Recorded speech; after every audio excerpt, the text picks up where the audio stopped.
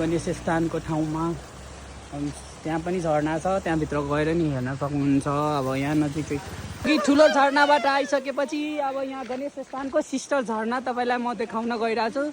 Main झरना पछि sister झरना। अब त्यसको गाइडहरू रेडी छ र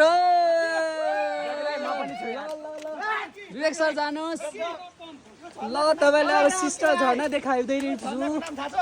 के छ दाजु? कालीनाग झरना जे रे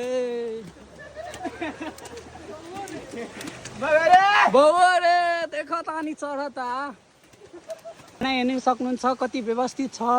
मन्दिरहरू छ, गणेश भगवानको कलाकारिता छ, चर्पीहरू पनि छ बस्नलाई, मन्दिर पनि छ। अब कस्तो स्टाइलिस लुक छ हेर्न सक्नुहुन्छ हाम्रो डक्टर। र अब चढ्ने खुर्किला पनि छ, राम्रोसँग चढ्नुपर्छ, लड्यो भने मोबाइल फुट्छ गाइज होइन। अब हेर्न सक्नुहुन्छ गाइज झरनाको पानी तल बगिरहेछ। यो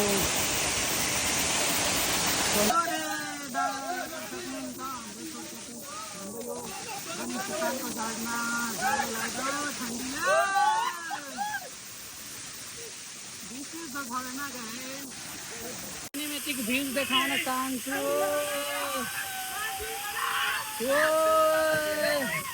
हाम्रो गणेश स्थान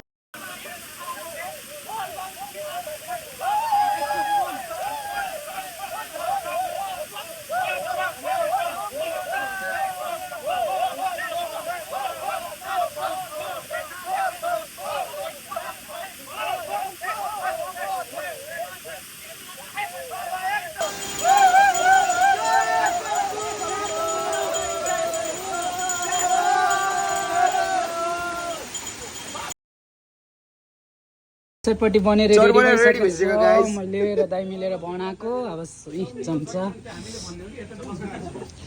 बनिसकेको छ, चम्चा यहाँ छ हेर्न सक्नुहुन्छ।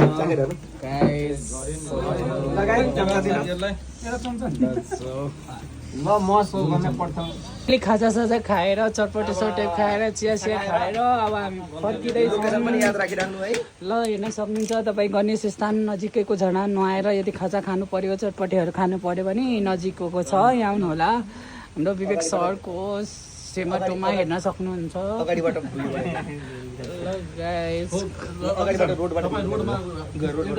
पनि ठाउँ छ, चटपटेहरू खाएर तपाईँ जान सक्नुहुन्छ।